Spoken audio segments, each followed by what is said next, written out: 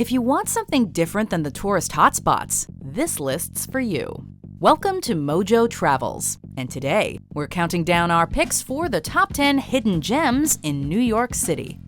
Are you a fan of our videos? Be sure to subscribe to MojoTravels and ring the bell to be notified about our latest videos.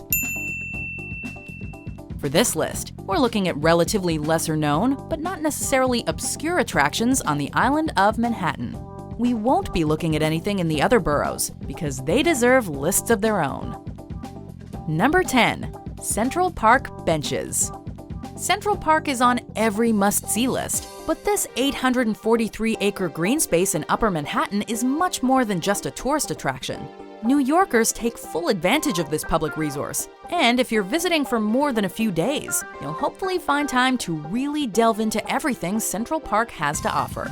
If you're a sentimentalist, one of the best pursuits is wandering around the park and reading all the quotes inscribed on the park benches.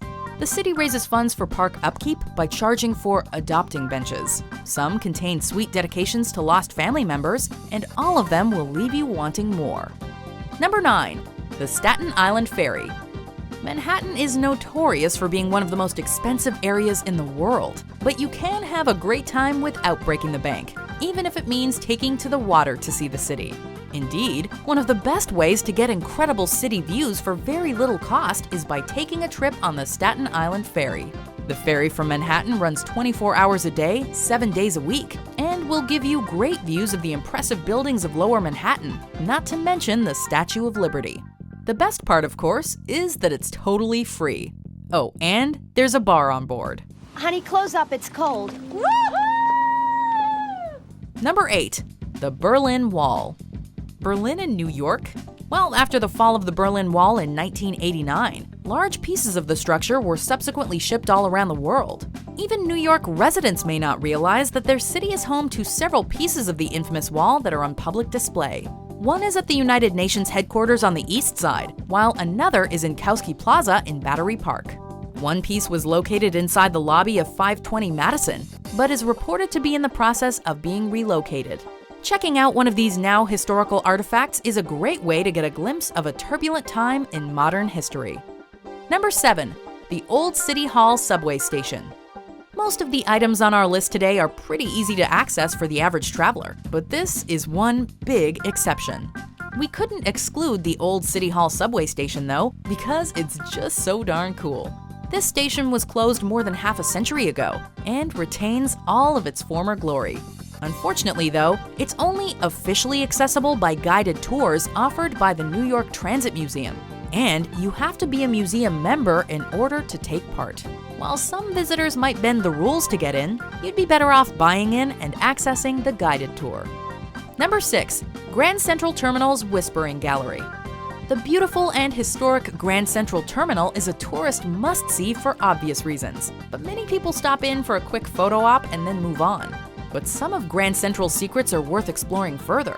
You won't find any arrows pointing towards it, but outside of the Oyster Bar and Restaurant is an arch with an unexpected feature.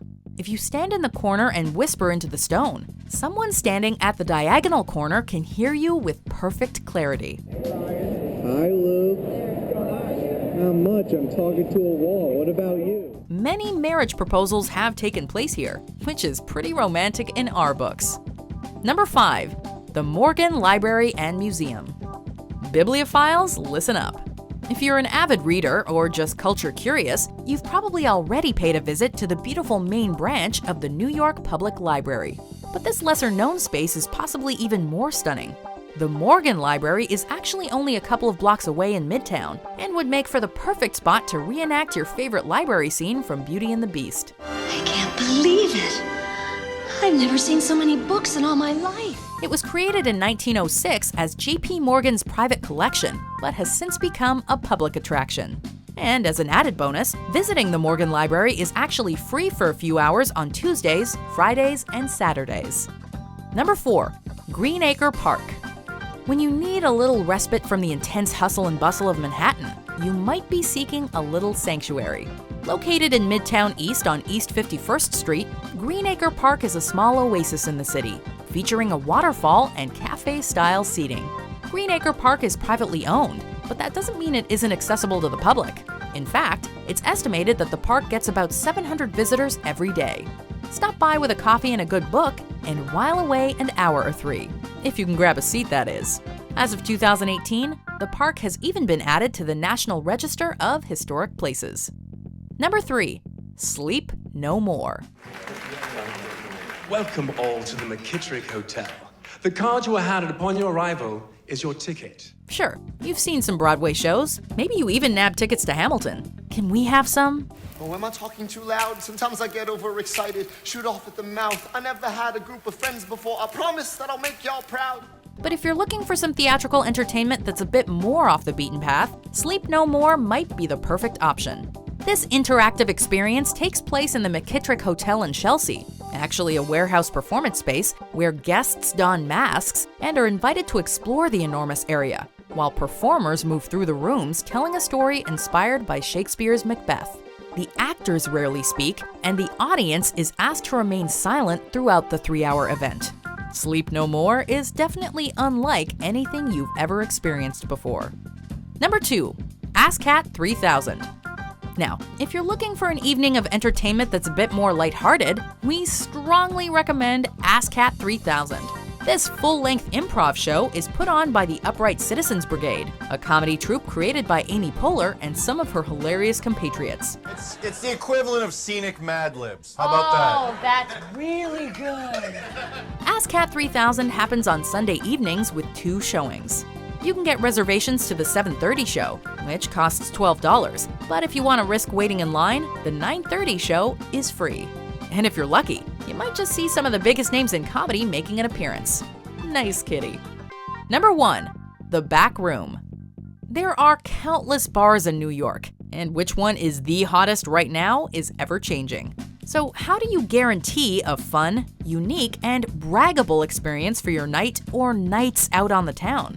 Well, there are numerous speakeasies and secret bars scattered throughout the city. You just have to know which dark alley to venture down. If you want to experience a piece of New York history, check out The Back Room, which has been operating as a speakeasy since the days of Prohibition. It was also featured as Val's Bar on Broad City. Val Bar is Narnia! Do you agree with our picks? Check out these other great clips from MojoTravels, and be sure to subscribe and ring the bell to be notified about our latest videos.